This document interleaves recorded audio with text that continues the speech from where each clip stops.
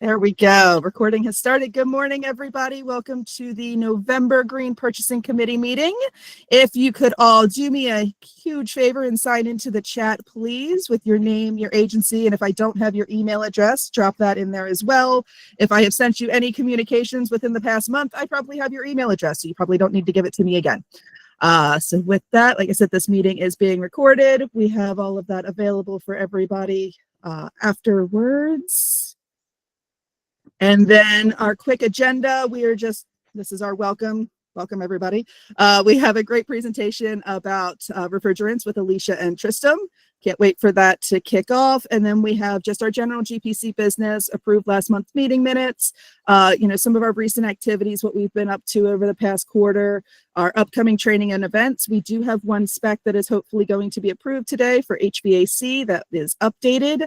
And then Sam is going to do a reporting update. I am really excited about that reporting update because I think you guys are all going to be really excited about how well we've done as a state this fiscal year. So with that, I am going to let Alicia introduce herself and I'm going to switch over to her slides. Thanks, Vicki. It's really great to join you. Thanks for having us here. I live in Maryland, so I'm all the more excited to be joining this particular meeting. Next slide, please. I know that the current version of Maryland's Green Purchasing Guidance already supports some steps guiding procurement of hydrofluorocarbons or refrigerants and related HVAC equipment purchasing. So Tristram and I are going to provide more context about why these refrigerants are important to understand and take action on for cost savings, certainly for climate impact, and increasingly for regulation compliance. So I'm going to lay out some background on the climate impact of refrigerants and how national regulations are responding, and then talk about how the organization that I run, REEF, it looks at transforming the market for building owners and operators with some resources that may be helpful for you. So then after that, I'll turn it over to Tristram to share his perspective and insights, as well as some case studies. And then we'll have some Q&A, I think. So next slide, please. Okay, so first, just why refrigerants matter, and sorry, I'm trying to move my slides on my side as well so I can see. So I'm sure that you guessed or know that refrigerants are not great for the environment, but let's talk more about exactly why that is. Next slide, please. So refrigerants represent a class of gases. They're used to transfer heat and cooling. They're found in all types of refrigerating and cooling equipment, as well as heat pumps that, of course, do heating and cooling. They're incredibly potent in contributing to global warming and are one of several classes of gas termed superpollutants because of their outsized impact on the environment. And while refrigerants are not as prevalent in the atmosphere as carbon dioxide, they can have hundreds to thousands of times more impact on global warming. And also, one of the challenges for mitigation is that even as the market moves toward refrigerants with a lower GWP or global warming potential and to new technology, we have to pay attention to the refrigerant that is sitting inside the HVAC equipment that's already installed in our buildings. This will likely continue to be, operating there for a couple of decades. And this is referred to as the refrigerant bank and is estimated today to be around 24 gigatons of carbon dioxide equivalent globally. Next slide, please. It's also helpful to understand the changing nature of the challenge and that reducing the impact of refrigerants is a global challenge. So on the left, you can take a look at how refrigerant use is projected to accelerate in air conditioning. Rising temperatures and continued development is predicted to drive this rapid increase in cooling demand. And on the right, you can see what we expect to be the growth in deployment of heat pumps as we electrify our heating and cooling systems to get off of fossil fuels. And obviously, both of these things are critical efforts, and we really need to move them forward. At the same time, we need to think about doing no harm. And in this context, what that really means is choosing refrigerants that have the lowest available GWP, global warming, possible, and managing that refrigerant to keep it out of the atmosphere throughout its lifetime. So we'll talk a little bit more about that. Next slide, please. So REEF was formed as a nonprofit member-funded organization to support businesses, government, and other building owners and operators in managing refrigerants and related building assets to stay in front of regulation as well as to meet decarbonization and climate goals. And we know that refrigerants are often overlooked despite having a significant potential to reduce global warming, and the fact that they typically account for a large portion of both Scope 1 and Scope 3 emissions. So what we do at REEF is try to inspire and drive owner action on refrigerant emissions as a means to transform the broader refrigerant landscape toward zero climate and environmental impact. And we work on a number of fronts to support building operators. We provide education, have quarterly webinars, as well as hold events alongside conferences. And we also directly engage with building owners and engineers to support solutions. And we also continue to support regulatory advancement to make sure that the demand for low GWP technology and management services is available. Next slide, please. This is an example of just one of the things that we do. These are buyer's principles, and I'll share slides so that you can look at this on our website in more detail. But basically, this is a way to establish and share your leadership on refrigerants. Generally, these cover key commitments around purchasing, around life cycle refrigerant management, around working with vendors and contractors, training, and supporting a fair and affordable market transition. Next slide, please. So let's dig a little bit into regulation, what's happening on the global and national scale, or national context and stage there. Next slide.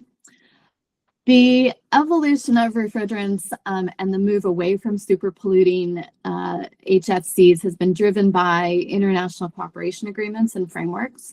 So just a little history here. The Montreal Protocol was put in place to address the hole in the ozone layer caused in part by chlorofluorocarbons and hydrochlorofluorocarbons, CFCs and HFCs, or HCFCs used for refrigerants. And then this was followed by the Kigali Amendment to that protocol, which addresses the high global warming potential of the hydrofluorocarbons, or HFCs, which are in refrigerants and were used to replace the other ones. So that is what we're responding to now, and nearly 200 countries have committed to an 80 to 85% phase down of HFC production and consumption by signing on to this Kigali Amendment. And the US has a number of policies in place to support and guide this refrigerant transition, as do many other countries. And we'll talk a little bit about what's happening in the US. Next slide, please. So the main enabling legislation that we have is the American Innovation and Manufacturing, or AIM Act. This was signed into law in 2020 under the first Trump administration. It gives EPA the authority to phase down the use of HFCs and shift the market toward lower GWP alternatives. And I'll talk a little bit more about this on the next slide. But in general, I want to make the point that there are numerous domestic regulations and codes and safety standards that all work together to govern refrigerant use in various applications. So just some examples of these. The Clean Air Act, Section 608, prohibits the knowing release of refrigerants during maintenance, service repair, or disposal of air conditioning and refrigeration equipment. So this makes known leaks and intentional venting illegal, and this has been around for a long time. It relates to older ozone depleting types of refrigerants that are no longer being manufactured. Another one is EPA SNAP. I'm sure you've heard of that one. SNAP stands for the Significant New Alternatives Policy. This lays out what refrigerants can be substituted for the types that are outlawed under the Montreal Protocol. And then there are also a number of best practice installation guidance and such under ASHRAE. ASHRAE is referred to by architects and engineers and utilities in building codes and so forth, and used by code authorities and insurance companies as well as equipment manufacturers. Next slide, please. So just a little more about the AIM Act and how it works. Under the AIM Act, there are 3 complementary provisions that support each other and move toward a smooth transition and phase down of the production and consumption of HFCs by 85% over the next 15 years. So this is the Kigali Amendment timeline. And the first part limits the new supply of high GWP refrigerants. And what that will do, or what that does, is directly address the impact of any emissions, as well as increase the demand for lower GWP refrigerant alternatives and reclaimed refrigerants. So we have already seen a significant reduction in high GWP refrigerant production in 2024. On the graph there, that's that first big step down. And the next step downs are in 2029, 2034, and 2036. And that next one in 2029 is 30%. The second part is aimed at technology transition. So this requires all new equipment to use lower GWP refrigerants, again, driving the market toward new technology. And then the third part is about management. So refrigerant management for existing equipment. Starting in 2029, the AIM Act rules out requirements for leak detection, for record keeping, reporting, and use of recycled and reclaim. So you can already see where there's an advantage to start getting ahead of some of these things before needing to deal with compliance. And ultimately, all these are regulatory pressures that reshape the whole market. So it's important to be aware of what's coming, plan ahead, especially when you're thinking about new systems that you're putting into buildings that are going to be sitting there and operating for a couple decades. Next slide, please. So what are the next steps? What are proactive steps that you can take to stay in front of regulation, as well as best practices? Since Tristan is going to go into some examples, so I'll keep this pretty high level, but just to cover in a few slides. Next slide, please. Getting started, recognizing that that's always a challenge, especially if you want to get more benefit and be proactive. So here's just some ideas to consider. The first one, is really about looking at procurement contracts. So getting ahead of purchasing, thinking about the compliance clauses aligned with the AIM Act and getting those into your contracts, requiring vendors to provide documentation of low GWP alternatives, and adherence to regional phase down schedules is one way to move forward. Refrigerant literacy education is huge. It's a huge need and gap. So training all of your facility managers and procurement staff on refrigerant impacts, on labeling, leak prevention. There's resources out there. REEF has some, and we're very happy to help you find some resources to get that started.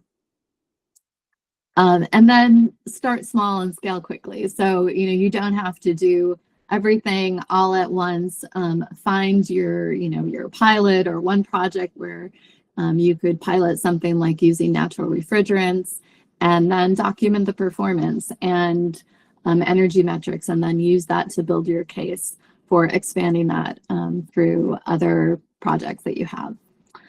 And then the fourth one, there's a lot of learning networks out there. Again, this is where REEF is happy to help and direct you towards some opportunities to share insights with other organizations, government agencies that are dealing with the same issues that you are. And lastly, transparency, really integrating emissions and reduction targets into your reporting, publicly reporting what you're working on, and how you are looking at your scope 1 and scope 3 is a great way to move forward. Next slide.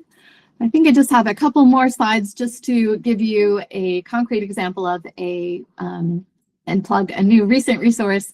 REEF recently teamed up with the Sustainable Leadership Purchasing Council, or SLPC.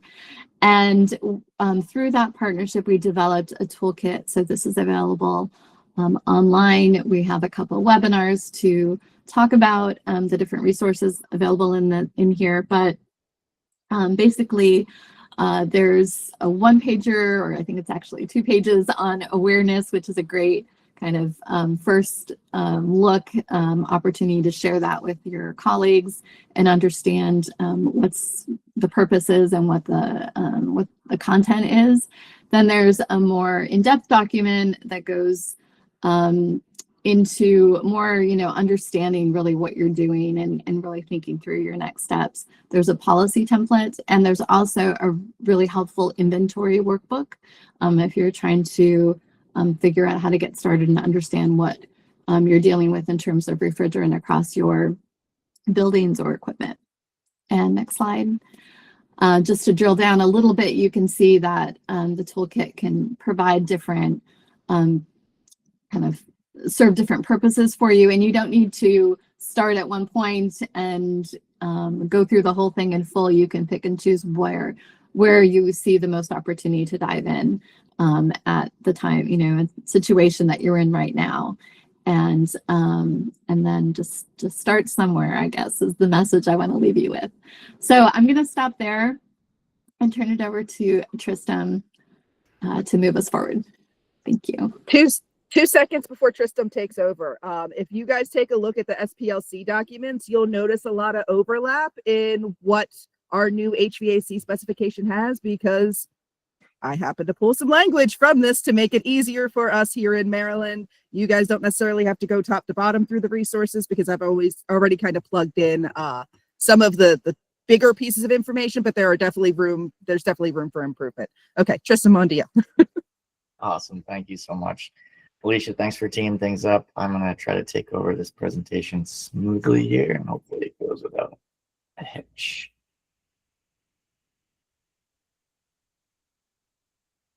Just thinking. Perfect. All right, there we are. Well, this isn't so much about refrigerant what, but we oftentimes title our slides that, largely because folks' eyes tend to glaze over when we start talking about refrigerants, and the expression we normally like to, I guess, define that with is refrigerant what. But thankfully, and in large part to the work that you all have already done on your HVAC specifications and some of your other green purchasing guides, you're already considering refrigerants, which is really fantastic. And hopefully Alicia and I are just giving you a little bit more insight and tools and case studies in terms of what's possible as you move forward with your roles in the state of Maryland. So thank you so much for having me. By way of introduction to myself and a little bit more background, I'm the co-founder here at Effectera. Also have the pleasure of co-founding REEF, and I'll give you a little bit more detail as to why that was as I move along here. And then had the pleasure of co-presenting with Vicki earlier this year. It felt like ages ago, but at the Better Building Summit in Washington, D.C. And that's how we got to talking about the topic and realizing that Maryland was already doing some great work in the refrigerant space. So again, thanks for having me here today. The reason I'm talking about refrigerants is largely what Alicia already touched upon. They're an under-leveraged opportunity that a lot of folks don't realize present a tremendous impact in the short term. Given that they're super pollutants, by leaning into them, we really have a significant opportunity to curb the warming curve in the short term, which is really important. It's effectively buying us time to address some of the harder to mitigate areas. And it's not to say that these are easy to mitigate, but there are some really practical applications that can be implemented really in the immediate term to start to address these super pollutants, as Alicia was just alluding to, and I'll come on to talk a little bit more about. So why Effectera and why REEF, and what's the difference, and why are we both here talking to you today? I would think of Effectera as what we are. We're a public benefit corporation that's helping companies, organizations, investors, state, regional, local governments, working with the federal government as well.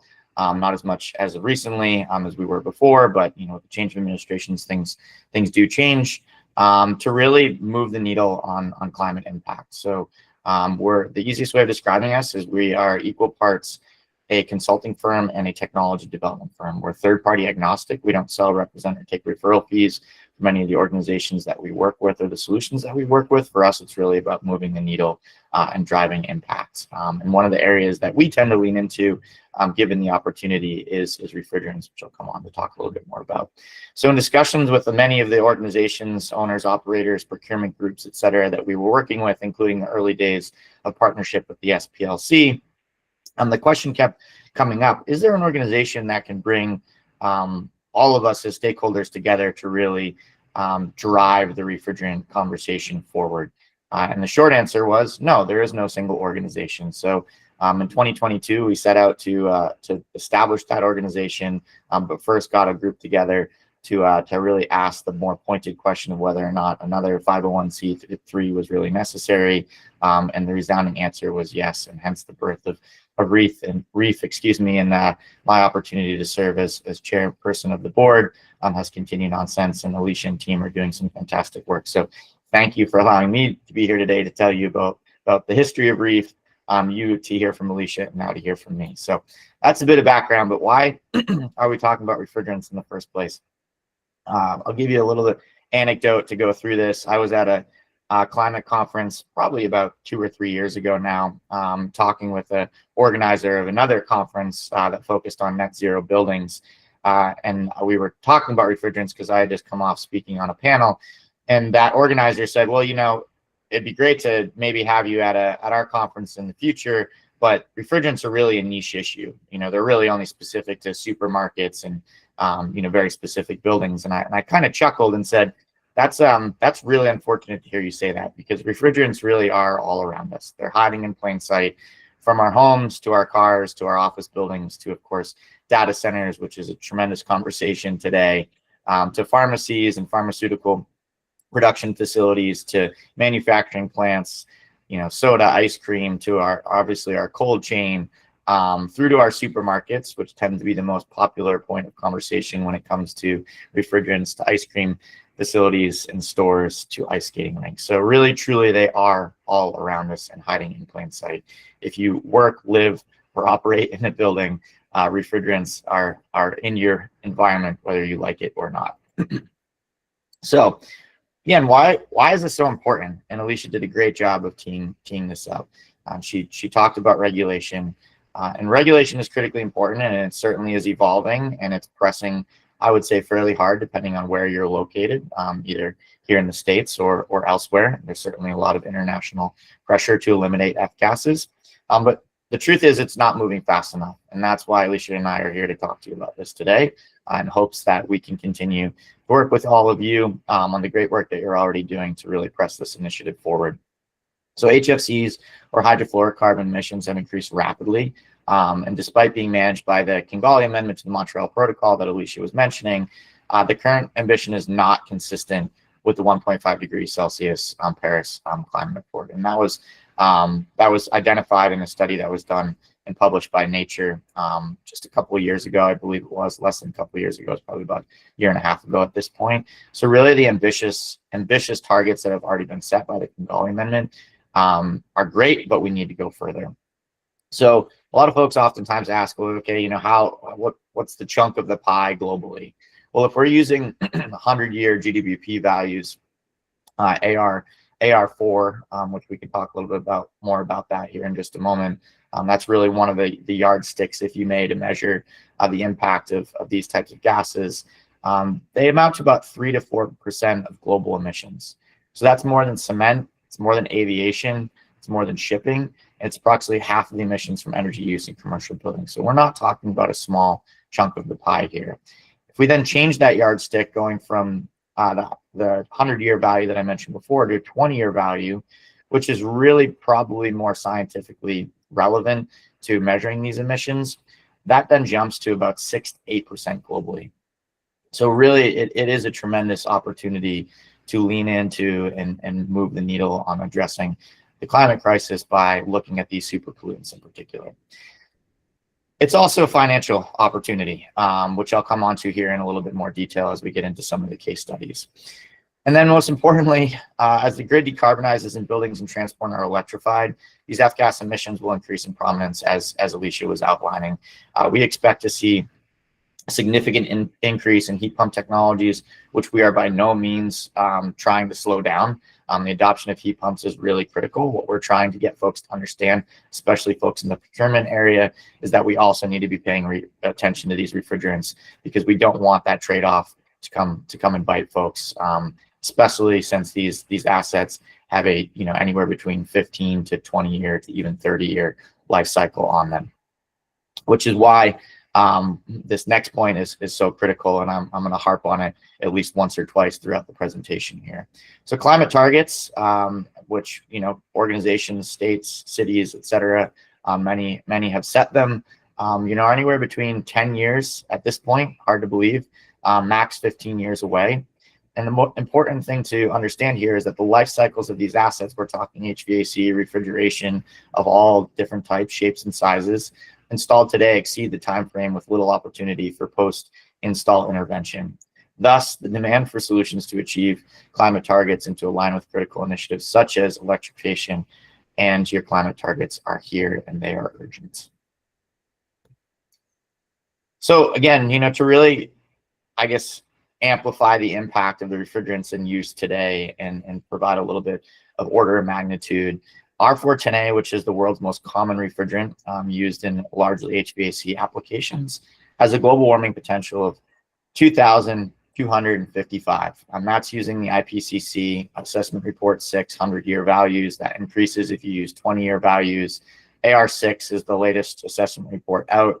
100-year values, again, arguably are not the most scientifically relevant when it comes to reporting and or tracking and managing these gases, largely because these gases don't have a 100-year lifespan. They have much shorter lifespans, hence them being considered short-lived climate pollutants.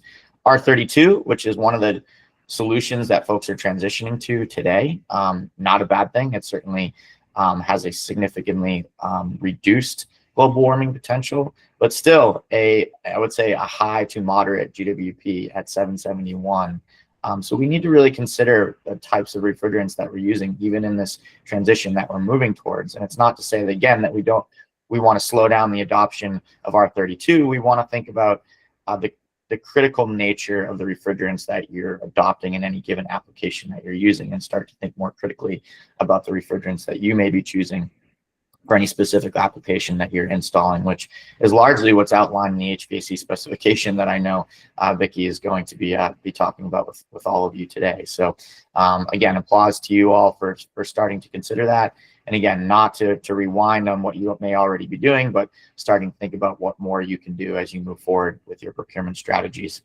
And then, everything in the GWP world is really measured with the benchmark of CO2, which, interestingly enough, for those of you that aren't aware, is actually a fantastic refrigerant and can be used in many different applications, and is beginning to move into a number of applications across both HVAC and refrigeration landscape, and has a GWP of 1 and can be used very efficiently in these different applications. So again, as I said I was going to harp on, the refrigerant asset lifecycle is really critical to take into account. You need to think about the cost, compliance, embodied carbon, and emissions associated with these assets.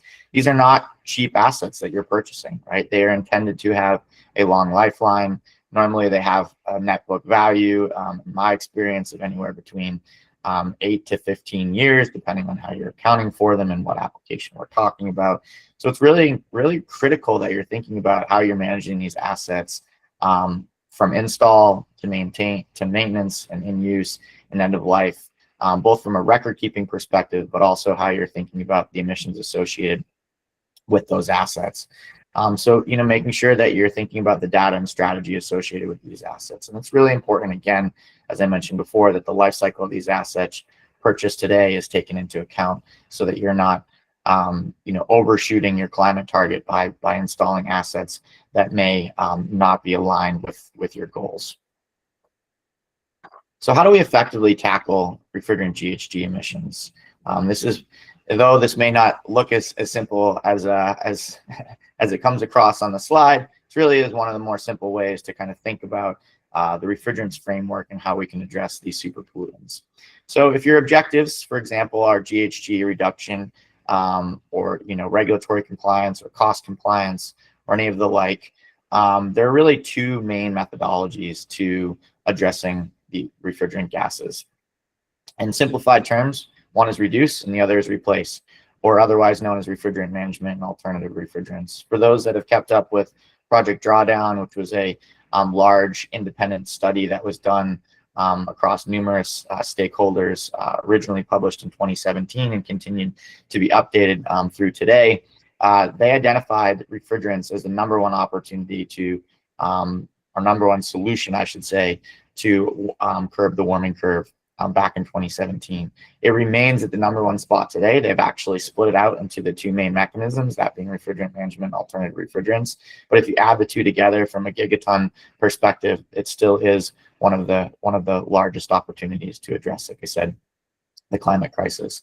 So what are we talking about when we're talking about reducing and replacing? Some of these items are actually already included in your specification. I had the pleasure of reviewing it, so that's really fantastic.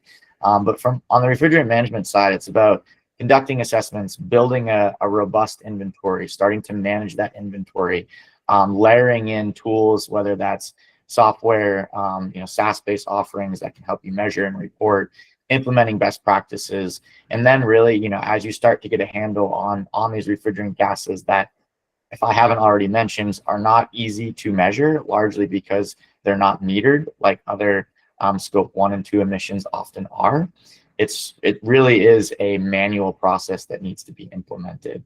But once you get a good handle on that manual process, there's tremendous opportunity to be able to reduce, minimize leaks. Not to say that you're going to eliminate them entirely. That has proved technologically near impossible today, but it's not to say that you can't get close and that we can't continue to make strides. And then the other piece of it is starting to think about, when you're replacing assets, what alternative refrigerants you can begin to utilize, and starting to identify the least harmful options, looking at technology gaps, which I'm going to talk a little bit more about, leaning into R&D opportunities, thinking about technology pilots will really lead to the outcomes that we're both at Effecterra and REEF and amongst our stakeholders and members and partners and friends looking to do, which is develop refrigerant emissions roadmaps that can begin to eliminate these superpollutant gases and create a more streamlined reporting opportunity. So I want to talk a little bit more about the solution pathways as it relates to the different applications, given that you all work in procurement and you are procuring a number of different assets, I'm sure, across the classifications that you all are working in. It's really important to kind of start to break this down. And this is our thesis on how we're going to address refrigerant emissions and really lean into the alternatives that exist today. So they will very much become application specific. That's really critical to understand. You're not going to have a quote unquote silver bullet refrigerant that's going to solve all your problems. It's going to be more of a silver buckshot approach, which means that you're going to have to kind of have an all of the above solution set. We're talking about residential or smaller applications, so less than 5 tons. It's really important to understand that there are barriers within each of these categories, but beginning to have these conversations and working with procurement teams and leaning into R&DE is really critical to start to break them down. So there is a less than 10 GWP, no PFAS solution out there that is viable, largely with R290, which is refrigerant grade propane, and secondary and split architectures. However, there are some barriers, given that there are charge limitations and harmonization of codes and standards related to these A3, or otherwise known as flammable refrigerants. If you start to move into the light commercial 5 to 30 ton, this is really the biggest challenge area. There are not a significant amount of refrigerants that fall into the low or ultra low GWP category today, hence the move towards the likes of R454B and R32, as I mentioned before, which are these moderate GWP solutions that are moving into the packaged rooftop units, for example. So there really is an important R&DE investment required that we start to look at alternative refrigerant solutions and leak reduction and elimination of those moderate GWP refrigerants as we move into that space. So there's more opportunity there. Is it insurmountable? No, but we need to dedicate more time and space to leaning into that opportunity. And then as we start to look at larger commercial and move into the industrial space, there really are solutions today. Now, cost and space and cooling efficiency are definitely a barrier, but they are a barrier that we're beginning to break down. And that's really leaning into CO2 as a refrigerant that I mentioned before, which is a less than 10 GWP solution and does not have PFAS associated with it. So I'm gonna end with a couple of case studies to hopefully kind of bring this into context for you. And really, it is going to be focused on both refrigerant management and looking at road mapping your way to alternative refrigerants. So we have the pleasure of working with, like I said, organizations large and small, from big tech companies to small to medium-sized businesses to state and local governments that are working to eliminate and manage their refrigerant portfolios. So, you know, anywhere from 10 buildings to 10,000 buildings we're working with. Really, our approach is to take refrigerant inventory, build that inventory in the most robust manner possible, and begin to implement KPI tracking, look at QA and QC and annual reporting support, asset replacement roadmaps by type, which I'll come on to in a little bit more detail here in a moment on the next slide, leak rate assessments and mitigation strategies, ensuring compliance is in place and that audits are being conducted so that you maintain that compliance going forward. And really the results of these interventions are successful transition from passive to active management, which you all are already working on, which is fantastic. Data-driven replacement strategies, which we see to be very critical. And those don't necessarily have to be refrigerant specific. A lot of the work that we do is aligning our refrigerant roadmaps with capital plans or electrification plans or the like. So bringing all those data points together so that you have a smooth and optimized solution, which we'll talk about here on the next slide. And then risk mitigation through emissions forecasting. And the piece that's also really important here and maybe not as prevalent on the slide as I would like it to be is that this really is about cost reduction as well. The volatility in the pricing of the refrigerants that are being phased down and phased out in certain parts of the world is going to drive challenges with we'll call it the right to service the appliances that are deployed in the field today. And being able to implement solutions like refrigerant management across your portfolios is going to be critical in order to really have the opportunity to service these pieces of equipment as these refrigerants become more and more scarce, but also do so in a cost-controlled manner.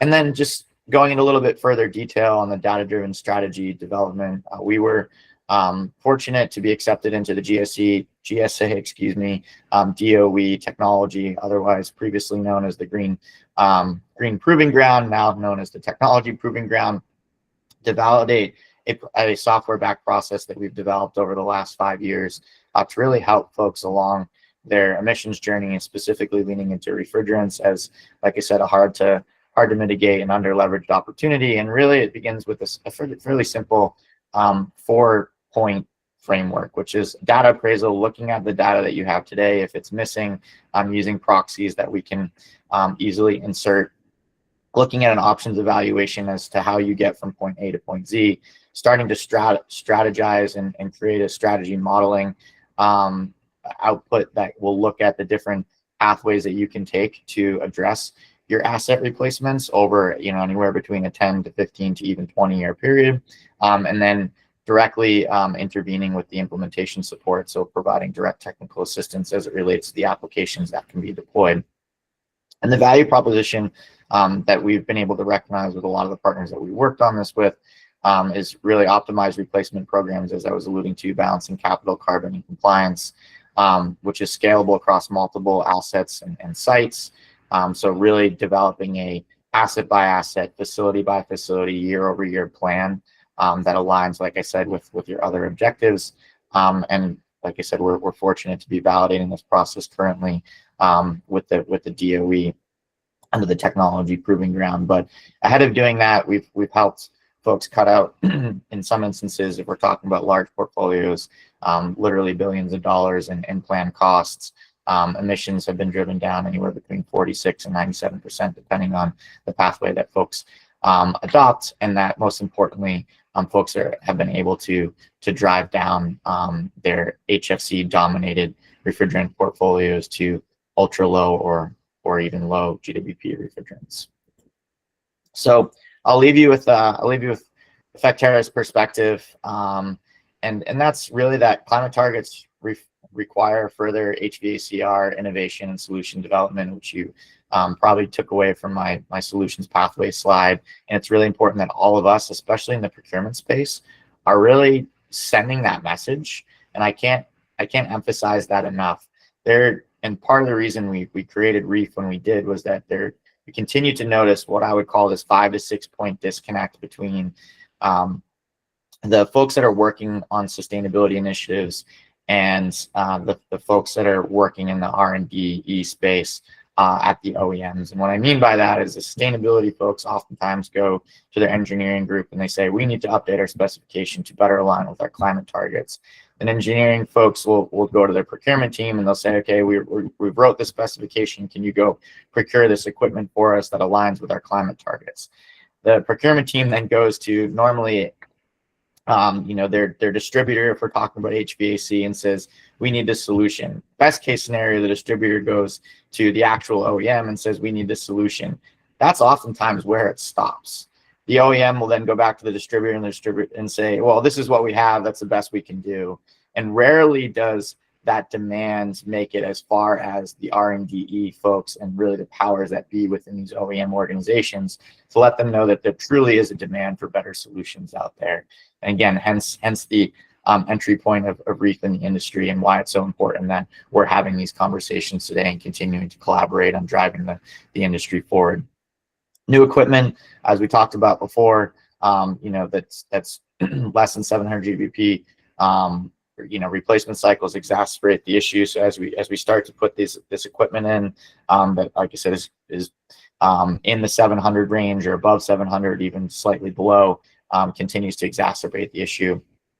I just hit on it, but we need a strong industry R&D innovation focus, particularly on solving that center, that light commercial package rooftop area, because there's just not enough work going into that space currently.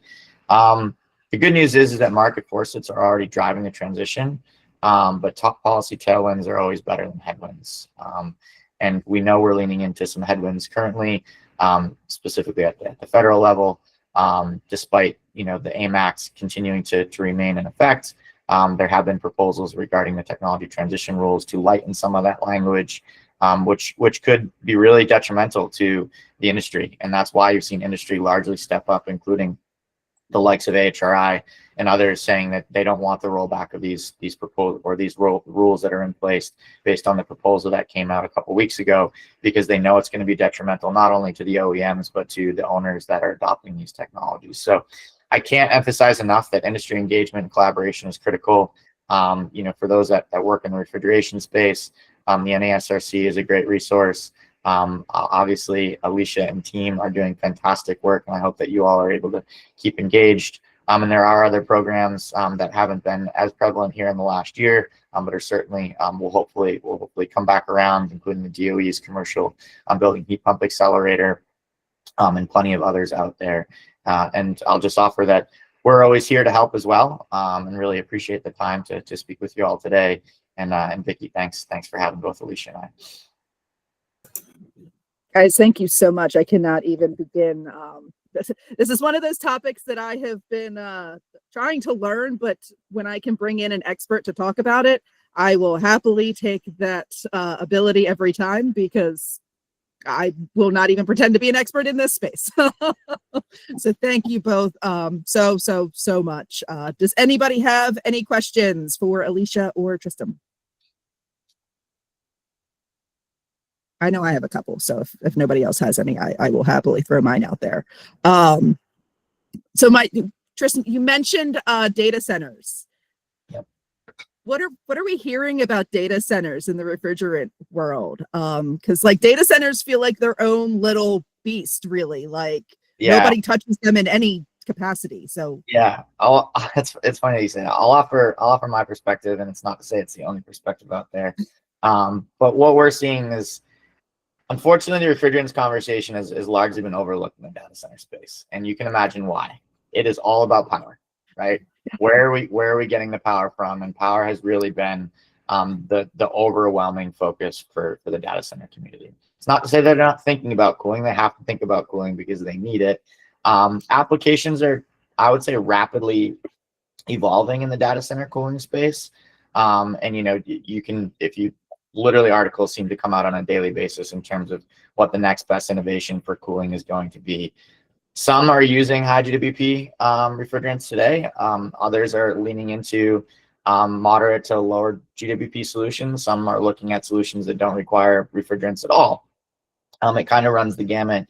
What we can tell you is that they are still a significant impact. And when we say significant, I mean anything that makes up, I would say, greater than 1% of your emissions portfolio in my mind is significant, right? And refrigerants will continue to do so in the data center space, despite being, I would say, kind of overwhelmed by the power sourcing conversation. But it really is critical. And so, we know that the data center community is looking at CO2 solutions, for example. We know that they're looking at synthetic solutions that have ultra low GWP refrigerants in them. The challenge with some of those synthetics is that, as you heard me allude to, many of them would be classified as PFAS or otherwise, aka forever chemicals, which we caution folks all the time that it's really important that you think about the other environmental trade-offs associated with any solutions that you're looking to use.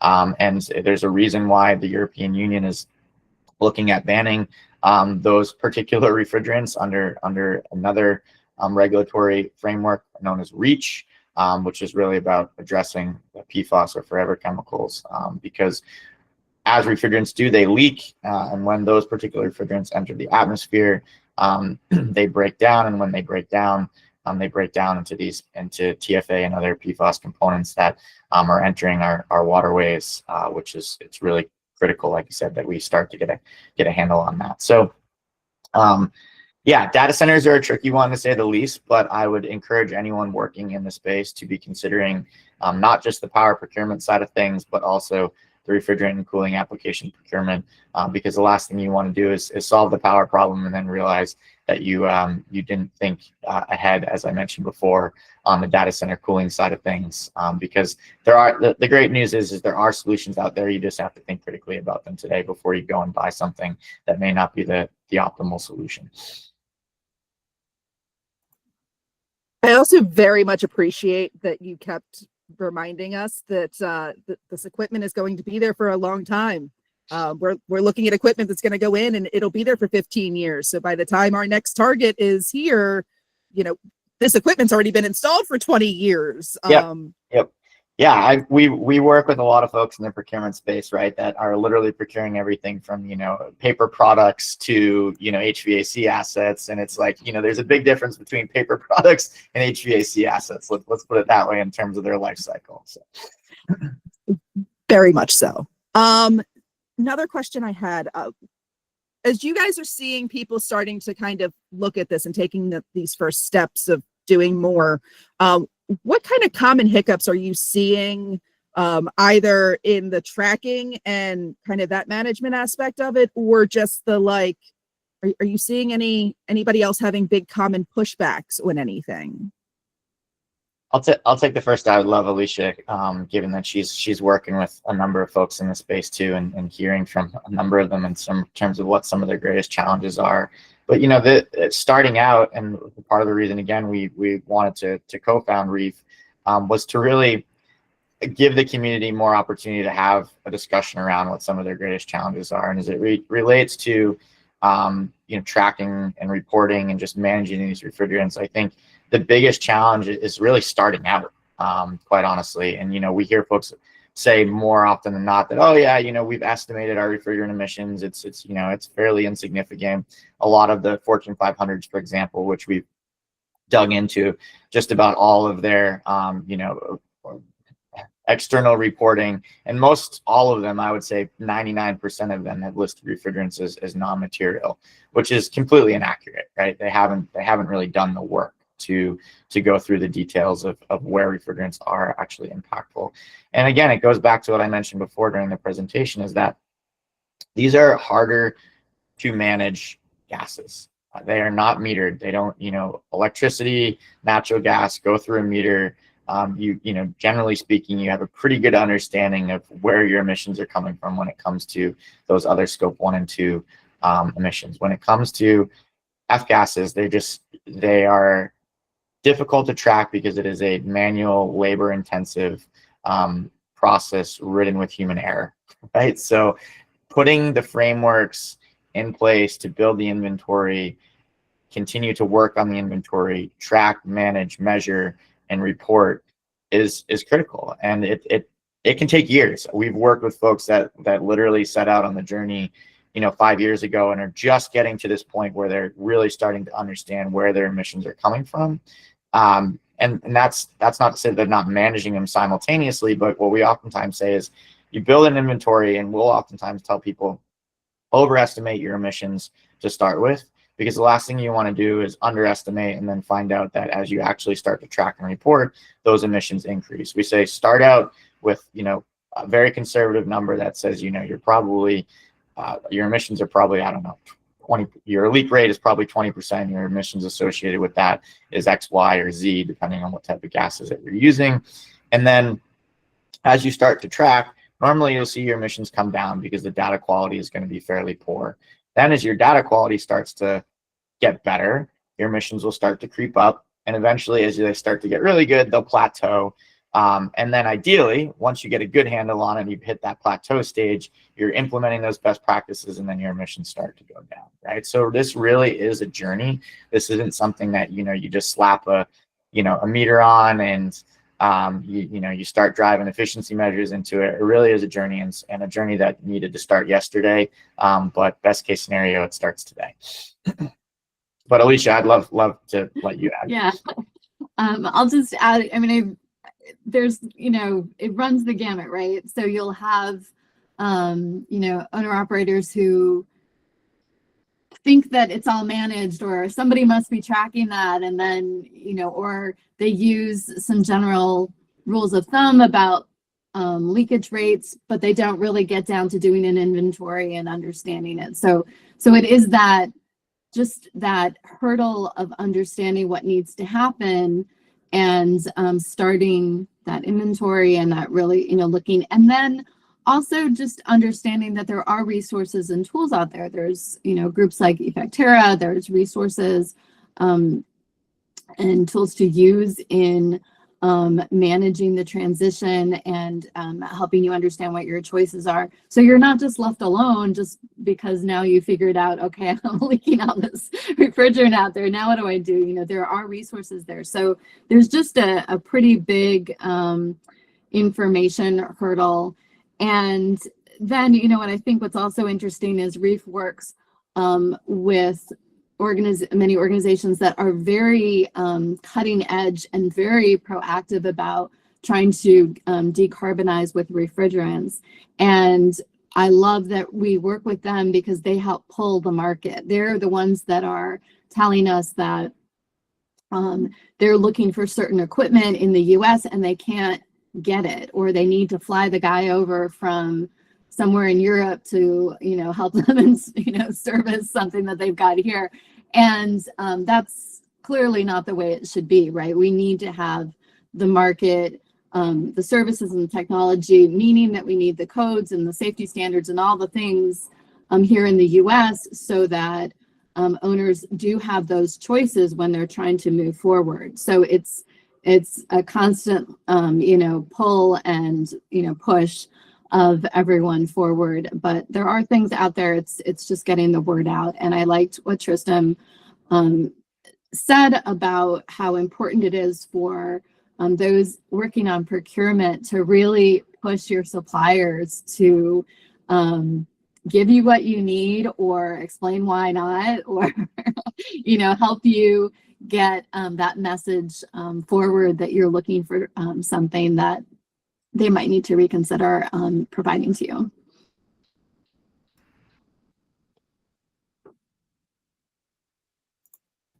That is fantastic. Thank you both so much for that. And then my last question that I have typed out. If you were to pick one thing, just one thing that would be a cost savings measure that would also heavily impact this, what would be your one like first initial step? First initial step, build, if you don't have it already, build the inventory, right? Because I mean, as cliche as it may sound, you can't manage what you don't measure, right? And I think that's where people are going to get the most stuck, is that they don't realize what they actually have in their inventory.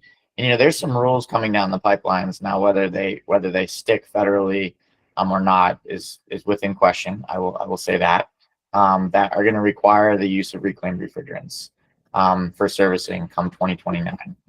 And if you don't have a good handle and understanding on what you have in your inventory and what you're going to need to procure, that's going to be really, really challenging. Right? So getting out ahead of that, and starting to think about what your strategy is going to be to reduce your, we'll call it liability. And that's why we talked about building that roadmap, not only to transition the assets, but really just for serviceability perspective. And that's why, I kind of put that warning out there, and I'm not trying to sound like it's, Chicken Little, the sky is falling, but it really is important to understand what you have so that you're prepared for the transitions that are coming. Because look at the phase down's happening.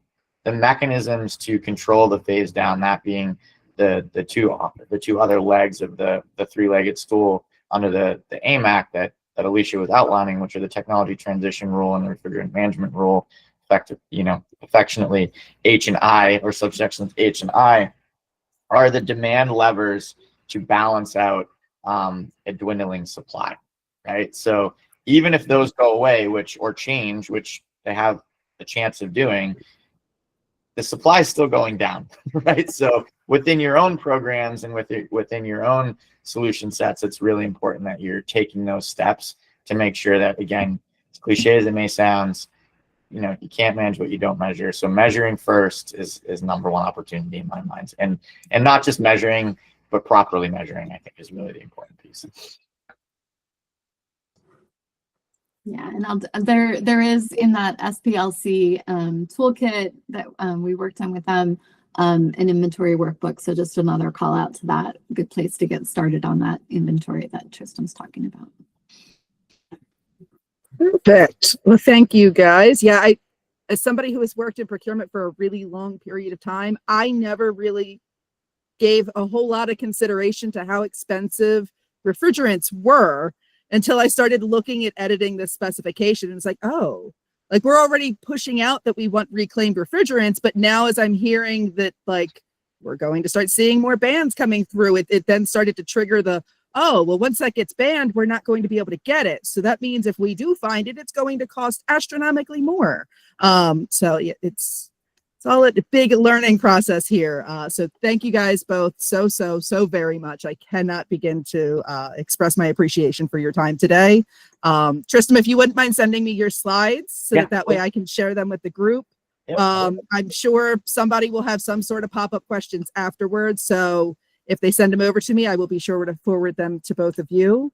Thank you again, guys. Yeah, thank you so much for the time. Yeah, I really appreciate it. Thanks all. Bye-bye. Bye. You guys are welcome to hang out if you're bored. All right, that was great. Like I said, every time I learn about refrigerants from Tristan and Alicia, there's so much there that I'm like, oh, I didn't realize. Love it. All right, on to our GPC business.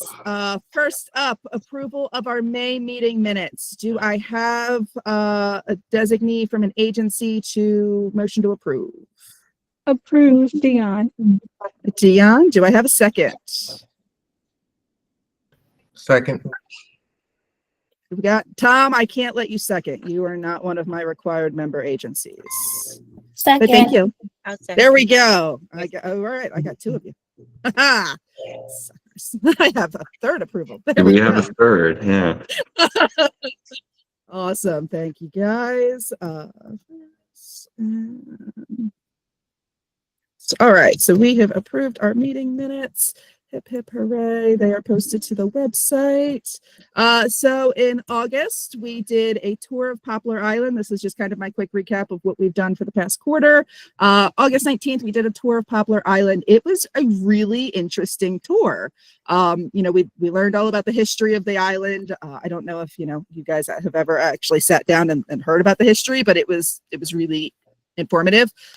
Several of the people that were on our tour that are in the picture are in our meeting today. So if they had any super exciting key takeaways, feel free to drop them in the chat. But along with learning about the history of the island, we also got to do like a tour. We drove around, we saw the work that they're doing. We learned about what the future goals are. We learned about, the importance of this island to the Chesapeake Bay. So all of that it was really interesting. I had a really great time on the tour.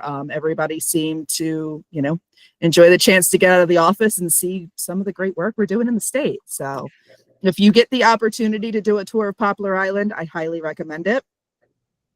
Then in September, Sam and I had a really great time teaching our newest cohort of green purchasing specialists. So we have 23 new specialists across 14 agencies. Cannot be more proud of this group. They attended all of the sessions. There were 5 live sessions, a recorded session, way more homework than any of them expected that they were going to have to deal with.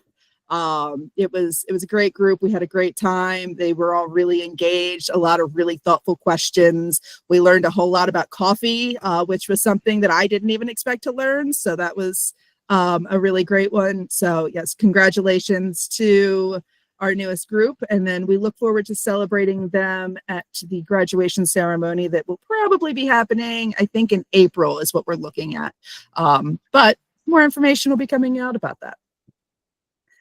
And then just last week, we did a tour of the State Archive facility. This is another one. I had somebody reach out from the State Archives that said, hey, come check out what we're doing. And I'm a sucker for a good field trip. So we pulled together the group that you see here in the picture. We learned about the history of the archive. And then we learned about all the great work that they're doing just to preserve all of the records around the state. They're doing a lot with their scanning technologies. And then on top of it, they are really implementing, all of the different recycling aspects throughout the work that they're doing. It was a really cool tour, learning about how they preserve documents and other, artifacts throughout the state. I really enjoyed it. This is another one. If you ever get the opportunity to go tour the archive facility, absolutely recommend it. It was a great day. And Sam is going to talk to you guys about upcoming stuff. All right. Thanks, Vicki. So we got some upcoming trainings and events. We've been doing, I think maybe it was our 4th cohort that we completed of green purchasing specialization. But the 5th one is scheduled for March 2026. So those on the wait list are going to hear soon. We typically have been doing one per year, but now we've gotten a lot more interest, which is great. Now we have potentially 2 different times that we can have the green purchasing specialization available to you all. I know that it's been a very successful class in the past, and we've got a lot of good reviews from it, good feedback.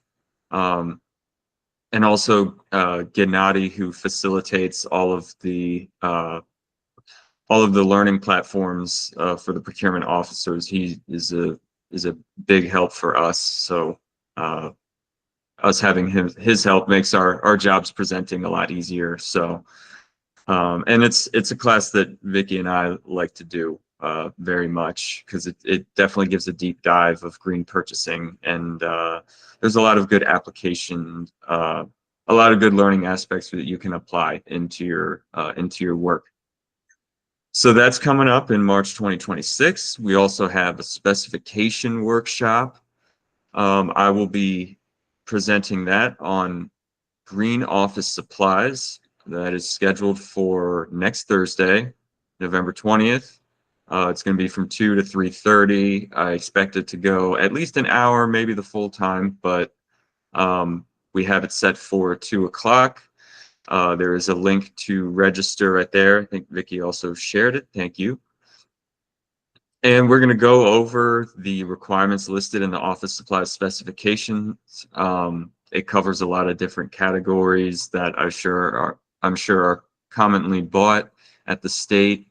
So it's going to be very relevant to the procurement officers obtaining office supplies for their agency. So I definitely recommend that you come in and listen in, hear about the office supplies requirements, and hope that you learn something from that. We've been doing a lot of specification trainings in the past year and have gotten pretty good turnouts and good engagement. And we've had some good recommendations for possible future spec trainings. And when we do publish new specs, we intend to do a spec training on it as it's published. Another one I'm pretty excited about here is the LEED Platinum Building Tour. So we're actually taking a tour of the first LEED Platinum building. So that's above the tier of LEED Silver and LEED Gold. So there's going to be a lot of sustainable features in that building that we'll be able to check out. It'll be really good to see that visually. I know it's located in a pretty interesting place when I pulled it up on the Google map. So I feel like for it to be a LEED Platinum building, they probably have a lot of good sustainable practices out there.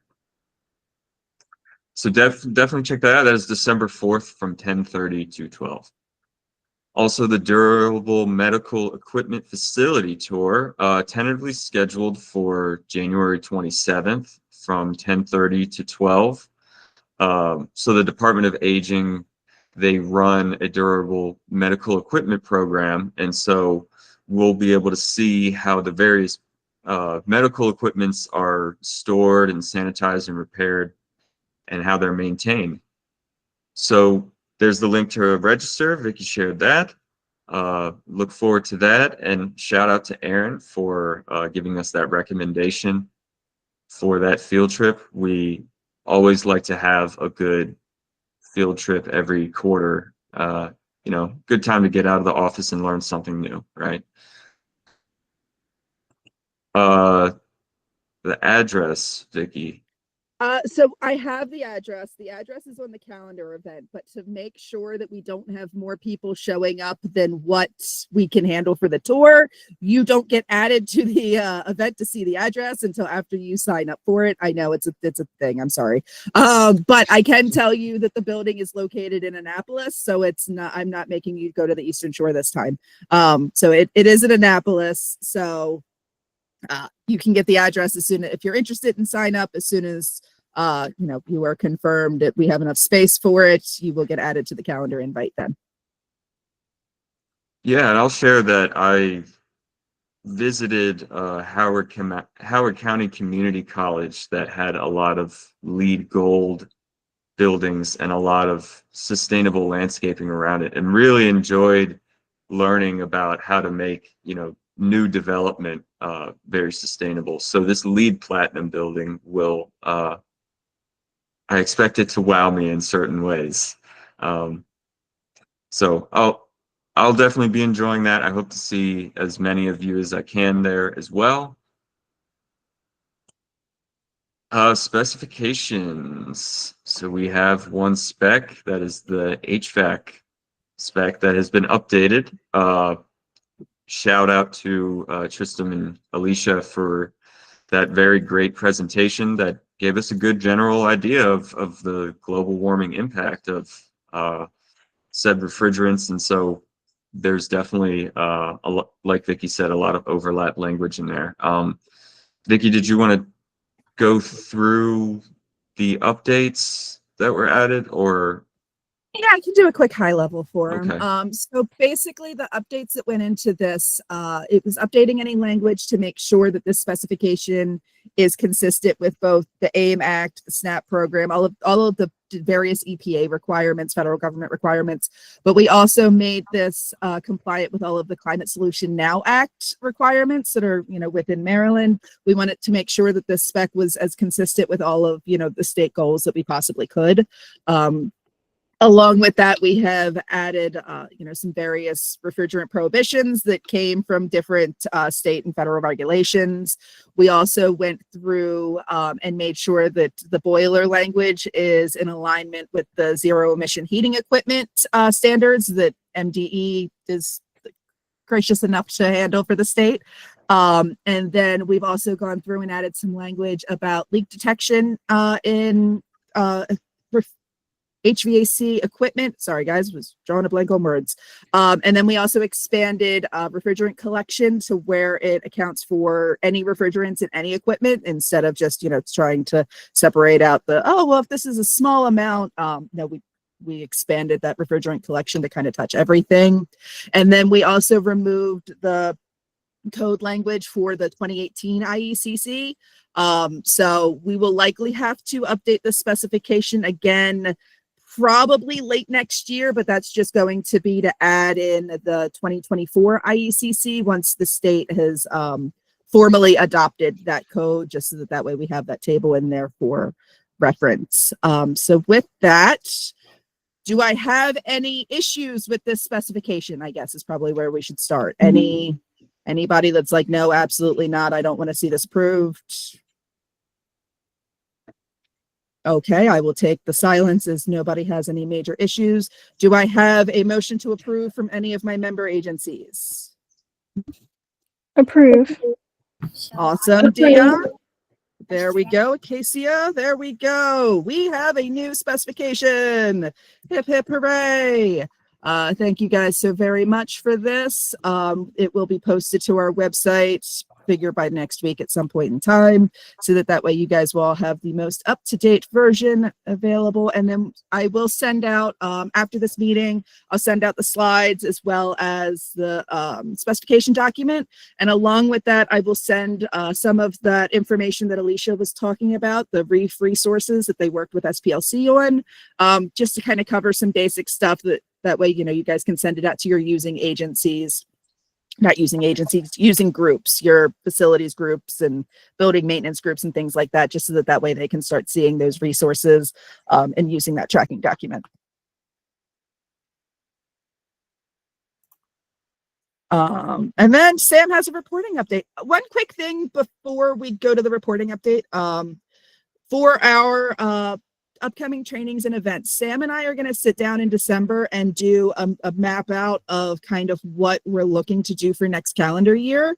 So if there is anything specific that you want to see from us next year, email us over any recommendations you have.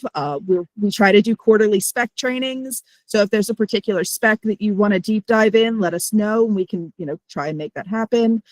Or if, there's any field trips, any other random trainings that you think of, let us know. Because like I said, we're going to try and sit down in December just to get a rough layout. We always add things kind of as we go, those ad hoc events, but, get a rough calendar at least so you know what to expect for next year. All right, back to you, Sam. All right, thank you, Vicky. So I'm pretty excited to talk about this reporting update because we're going to have a couple of shout outs specifically to some agencies. And I would say in general, this has been some pretty significant progress that we have had at the state. For agency reporting, we had 43 agencies that have complied with these reporting requirements. Again, there are a lot of different agencies, and we're trying to reach them all. But 43, I think, is a really good number when you see how metrics were in past years. But we have 43 agencies that complied, and 27 of those had reports containing green products. So that means 27 different agencies had green spend. Again, that's from their agency level reports. We're not talking about you know, the statewide contract spend that we receive from vendors. So the 27 doesn't include those who say who have complied but did not have any green data to report for that fiscal quarter or for that fiscal year. So that's why I wanted to give a shout out to both of those metrics. And so the green spend that we gathered would total to roughly 13.2 million from those 27 different agencies. And so that's fantastic.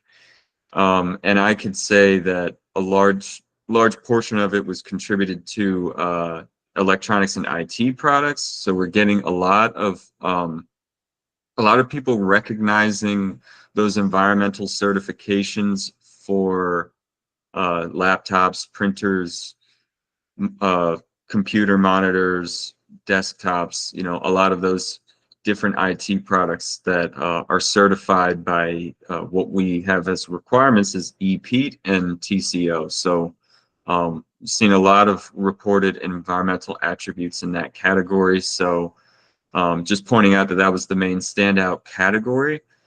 And if you want to know more details about agency spend or what categories is broken down, I know that some agencies requested to see what how they did with statewide contracts. So again, just reach out to me if you have any further questions about how your agency did with their spend. I'd be glad to talk to you about it. And for the vendors, we had 20 different vendors. Now that number hasn't really increased or decreased in the past couple fiscal years. We've still gone from these 20 total vendors. And a big shout out to those who are on the call that I believe are submitting vendor reports. Araya, I think I saw you in there. So big contributions from you and from BISM. Also, we really received a lot of increased accurate reports too from vendors. So those totals went up to 44.5 million in green spend. And when you look at that percentage wise, because everything is reported, whether it's green or not, and we analyze and verify through environmental attributes and determine if it is green. But all of those line items totaled of 47% of that of vendor reports was green spend. So that's a really good percentage, considering that in past years it's been, you know, in the 30s, or, you know, it's become a little bit easier to capture those environmental attributes, I believe, and we've made the reporting process a little more feasible. So I think that reflects a lot in our numbers.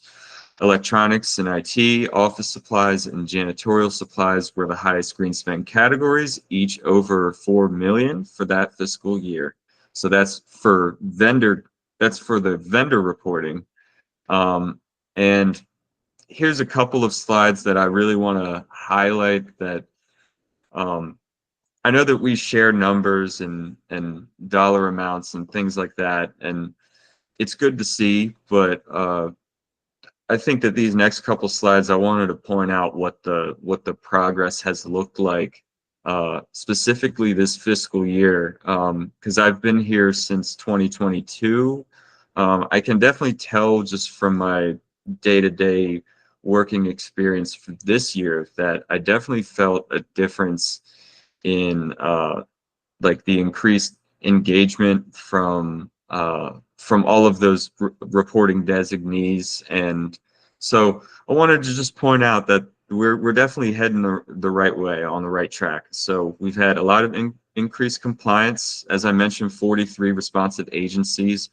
That was 43 in fiscal year 2025 and 24 in fiscal year 2024. So we increased the number of responsive agencies by 19 in just one fiscal year. So that actually shows like a huge increase in just more communication and engagement in green purchasing reporting from our agencies. So the number of agencies that reported their green products, 27 in fiscal year 2025, increased by 11 from the past fiscal year, which was at 16. So again, big round of applause to all of you who were involved in that. I have the list in a small image here on the slide. It was hard to try to fit it all in there, but big shout out to those agencies. A couple of other interesting things that I've noticed was the number of agencies that have been submitting their green purchasing reports that had filled it out 100% accurately and didn't have any discrepancies in their reports. And so that was also another thing that I really wanted to give some recognition to, because that's the reporting designees really taking the time out of their day to submit that report and have it be accurate is really a big help to me personally, but also to our program as well. So since, and I think that's since the past agency reporting trainings and the new updates to the template, that I think that's reflected in that. So it's good to see that progress. So a few agencies that I definitely noticed that were really on the ball with that was MDOT and all of their subunit agencies. Shania, big shout out to you for facilitating all of that and submitting it. MDE very consistently has been filling out reports completed. Thank you so much.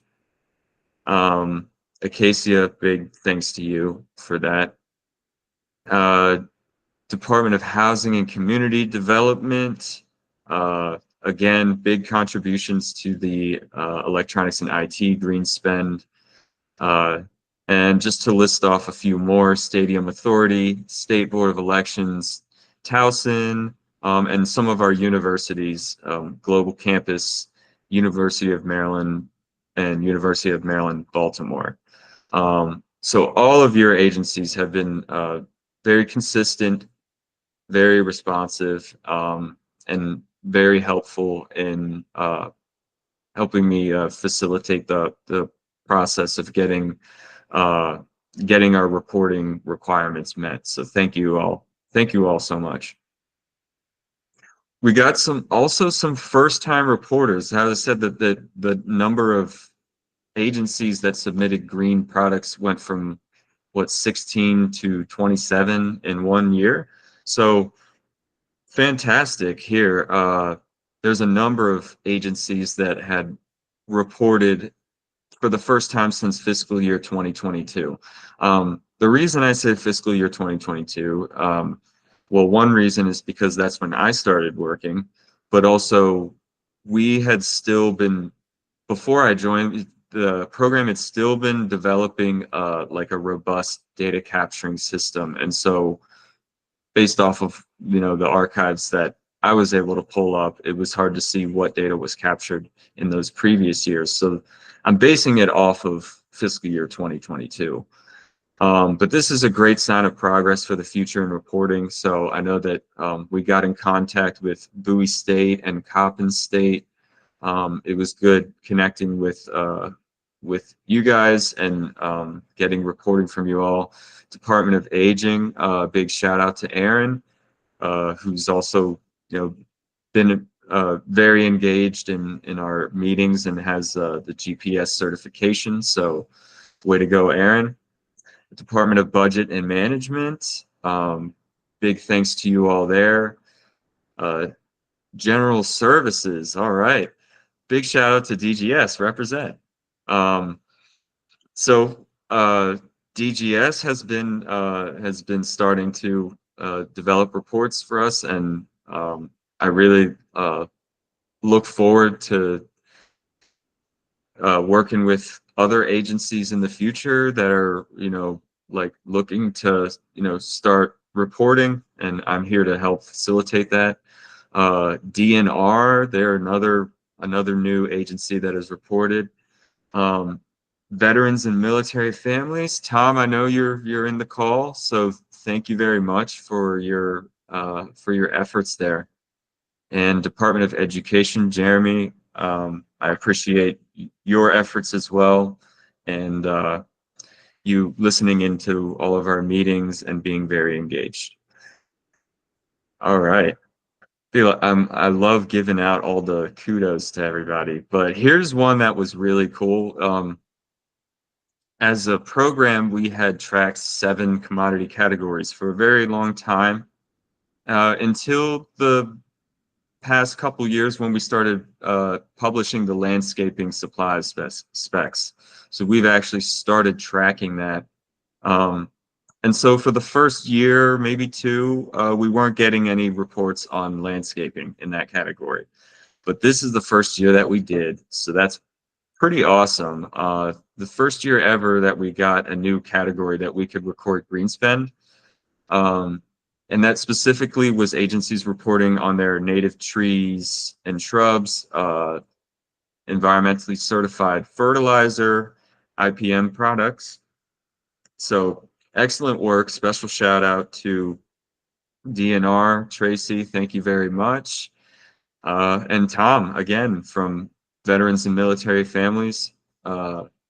We appreciate all of the efforts. I really look forward to sharing in the future the benefits calculations that we obtain from all of our green spend. We are working on our annual report right now, and so we look forward to sharing that with you. I'm sure in the next quarterly meeting, we'll be able to talk about that a bit, along with our goals for the next calendar year and what kind of work and trainings and field trips that we want to do. So the one thing I would say is that keep coming to these meetings and staying updated and know about the work that we're doing. And we look forward to collaborating more with all of you and seeing you all in the future at trainings and events. So excellent. That's my wrap up for reporting and our green purchasing program and what we have lined up. But if there are any other agencies that have updates or have any questions or any topics that they want to discuss. I see Cindy has a question here in the chat about the Power Act. So the offshore wind thing doesn't really fall under the green purchasing umbrella. I know that people hear purchasing power and they think, oh, green purchasing. It's not really something that falls within like our umbrella of a program. It is within the Office of Energy and Sustainability. So like we do hear little bits and pieces of it, but we don't hear a whole lot. I don't have any specific update on that. I'm going to hope that maybe Eddie's raising his hand to give some sort of something. Sorry. No, that's okay. Then. That's okay. But yeah, so Cindy, my suggestion would be to reach out to David St. Jane, because he's probably going to be the one that would have any sort of solid updates, particularly, reporting or anything like that. Eddie, what's your update? Yeah, thank you for letting me know. I wasn't sure, but that's good to know. Thank you. You're welcome.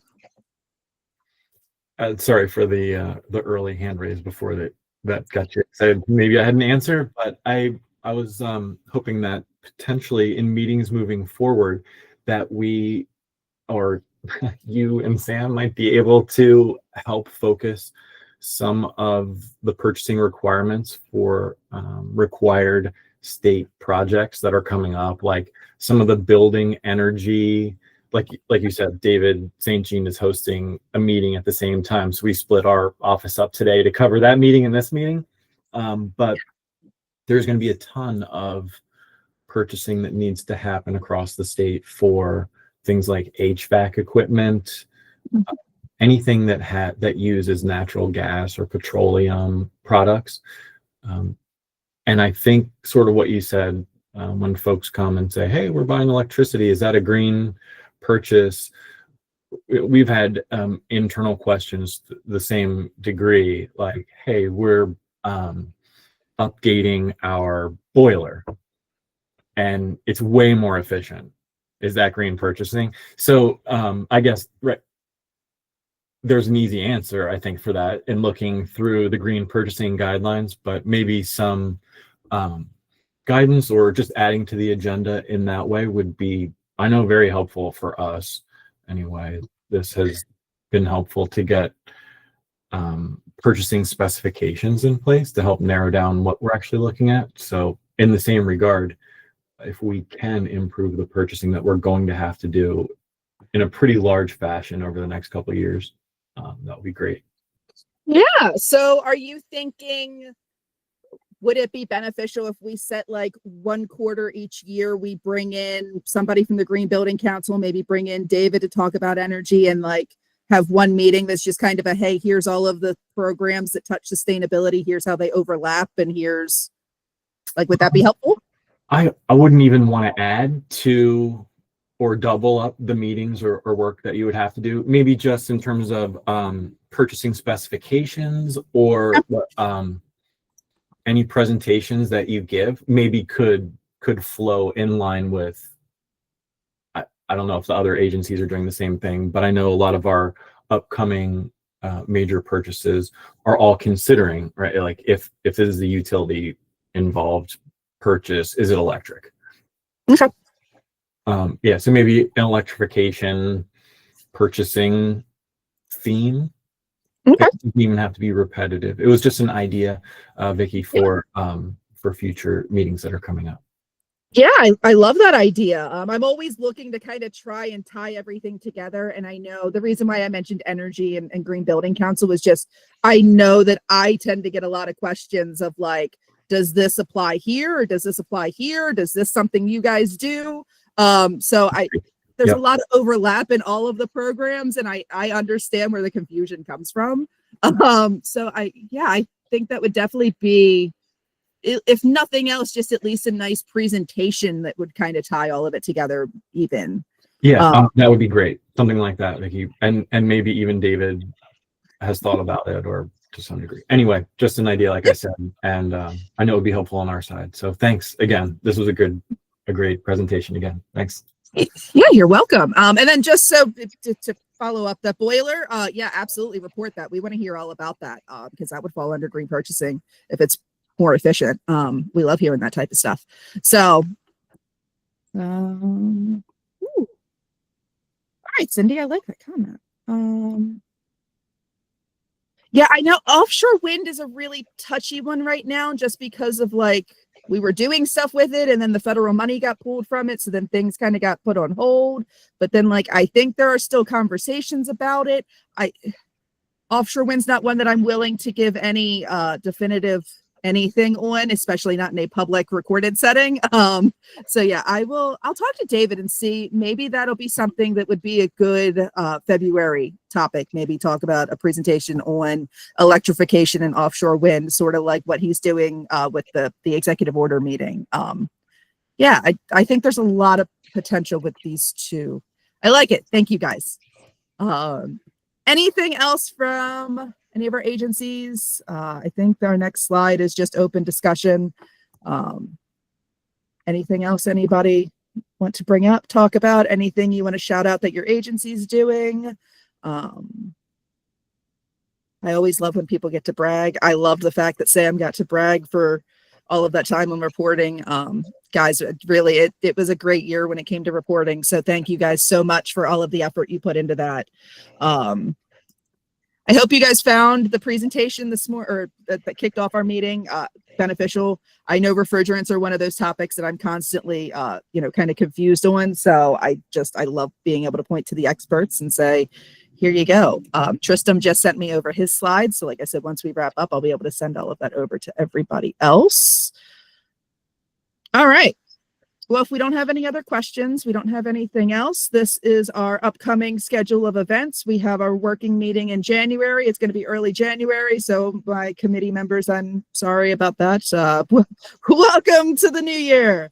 Our next quarterly meeting is in February, and then another working meeting in April and May. All of this will be posted to our website.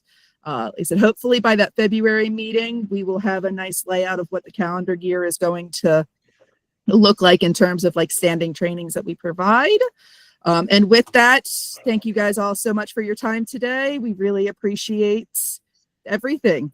So feel free to reach out if you guys have any questions, comments, concerns, or otherwise. And with that, I'm going to turn off our recording.